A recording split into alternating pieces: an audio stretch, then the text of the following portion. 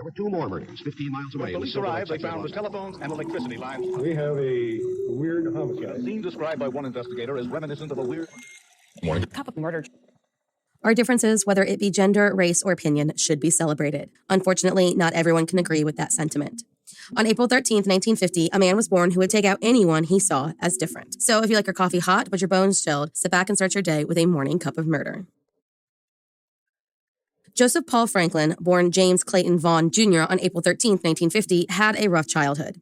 His father, a World War II veteran, was a violent man who beat his children and whose wife had him arrested twice for public drunkenness, before abandoning the family altogether when Joseph was just 8 years old. And his mother was referred to by a family friend as a full-blooded German who was an incredibly strict perfectionist. Though she was never seen beating her children, there were rumors that she was just as heavy-handed as her husband when it came to discipline. Left to his own devices, Joseph became increasingly interested in evangelical Christianity, and later to Nazism, even holding a membership in both the National Socialist White People's Party and the Ku Klux Klan. He was heading down an incredibly dangerous road, and in the 1960s, read Mein Kampf for the first time and was inspired to start his own race war. While an injury left him with eyesight so bad he was able to avoid the draft, it served as his excuse for dropping out of school before marrying his high school girlfriend in 1968. She would later describe how the marriage seemed to change his personality drastically, and he began beating her like the father he hated so much. Around the same time, their all-white neighborhood became racially integrated, and Joseph seemed to tip further and further off the edge. He began a series of arrests for things like carrying a concealed weapon and some racially motivated crimes, and when his mother died in 1972, he became devout to the American Nazi Party and moved to Atlanta, where he joined a few other neo-fascist organizations as well as a local branch of the Ku Klux Klan. He began screaming at interracial couples on the street, and on one occasion followed a pair down a dead-end street and sprayed them with mace. Around the same time, Joseph changed his name in honor of Paul Joseph Goebbels and Benjamin Franklin, and began a 3-year period where he wandered across the South and Midwest, armed and under false names, fighting his one-man war against minorities, using funding from bank robberies and paid blood donations. On July 29, 1977, Joseph firebombed the Beth Shalom Synagogue in Chattanooga, Tennessee, but thankfully failed to end any lives as many of the worshippers had already left. A little over a week later, Joseph shot and killed Alphonse Manning Jr. and Tony Schwinn, an interracial couple parked at a mall in Madison, Wisconsin. And on October 8th, he made his way to St. Louis, Missouri, where he hid in the bushes near the Brit Shalom Niseth Israel Synagogue and fired at a group attending services. This time, he was able to kill 42-year-old Gerald Gordon and wound 2 others. He made his way back to Chattanooga, Tennessee, where he shot and killed Bryant Tatum, a black male, and his white girlfriend, who was able to survive the shooting, Nancy Hilton. They were shot with a 12-gauge shotgun near a Pizza Hut. Next to fall prey to this racially motivated killer was a manager at a Doraville, Georgia Taco Bell and black man, Harold McIver. He was shot through a window from 150 yards away on July 12, 1979, because he was, according to Joseph, in close contact with white women. Cousins Daryl Lane and Dante Evans Brown, 14 and 13 respectively, were killed in Cincinnati, Ohio on June 8, 1980, while walking near the overpass where Joseph sat waiting for an interracial couple to shoot. Just 7 days later, he shot and killed 22-year-old Arthur Smothers and 16-year-old Kathleen McCullough in Jonestown, Pennsylvania. And on June 25, 1980, used a .44 caliber pistol to kill hitchhikers Nancy Santamero, 19, and Vicky Durian, 26, in Pocahontas County, West Virginia. Now, while both of these girls were white, when they got into the car, one mentioned having a black boyfriend, and Joseph snapped. A man named Jacob Beard was convicted and imprisoned for the double murder, but was finally freed 6 years later when Joseph was finally brought to justice. On August 20th, 1980, he killed Ted Fields and David Martin in Salt Lake City, and then returned to the Midwest, where he was stopped in Kentucky and detained for traveling with a firearm. Unfortunately, he was able to flee from his interrogation, but left behind enough evidence that police suspected he might be the sniper that seemed to hold a vendetta against black men, interracial couples, and those of Jewish descent.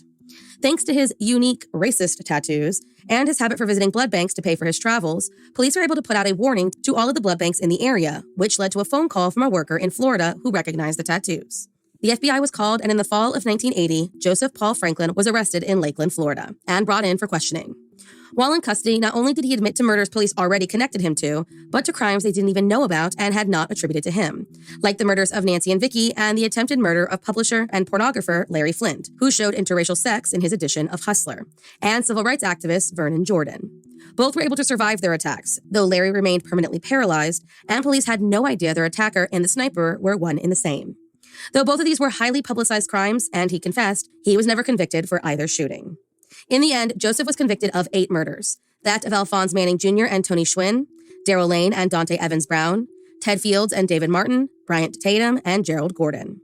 Over the years, more convictions followed, like ones related to the Chattanooga bombing and the double murder in Wisconsin, and more confessions, but so did acquittals for charges like the ones in connection to the attacks on Vernon Jordan and Larry Flynn. There were also arguments about his mental state and whether he should be standing trial. When all was said and done, he received 6 life sentences as well as 2 death sentences. He sat in the Potosi Correctional Center in Missouri awaiting an execution date, and finally, in August of 2013, it was set for the following November. Many fought for his clemency, including Larry Flint, and there was issues with getting the necessary drugs for the execution because of the European Union export ban placed when the German manufacturers of the drug decided that they didn't want it used for lethal injections. So instead, Joseph became the first to use the new single drug method developed by an unnamed company on November 20th, 2013, after 2 last-minute stays of execution were rejected. Thank you for joining me in my morning cup of murder. Please join me again tomorrow to hear what terrible thing happened on April 14th. Don't forget to rate and subscribe and let me know how you like it. If you want to help support the podcast, there's always Patreon or just sharing it with your true crime obsessed friends. And remember, stay safe. Today's episode is sponsored by Fire Bee Honey. If you were looking for something unique and absolutely delicious, then look no further because I'm about to tell you about my latest obsession. Fire Bee Honey is honey with a kick and the perfect ratio of sweet and heat. This honey is handcrafted in small batches to transform the flavor of raw honey without compromising its amazing health benefits. They use the perfect blend of flavors so even non-spicy lovers can enjoy. We use honey a ton in our house, but wanted to spice things up with a little more flavor, and let me tell you, this stuff is a game changer for sure. My son and I are big chicken nugget people, and honey is our go-to dipping sauce. But recently, we switched up our traditional honey for Fire Bee Honey, and let me tell you, I may never go back. And if a kick isn't your thing, Fire Bee has flavors like cinnamon, vanilla, elderberry, and chocolate that would be perfect for baking, and other items like spicy honey beef jerky and spicy honey barbecue sauce. So if you're ready to spice up your meals and enjoy some flavor while still reaping the benefits of raw honey, then Fire Bee is the place for you. Get 15% off your purchase when you order 2 or more bottles by using the link www.firebeehoney.com/morningcupofmurder.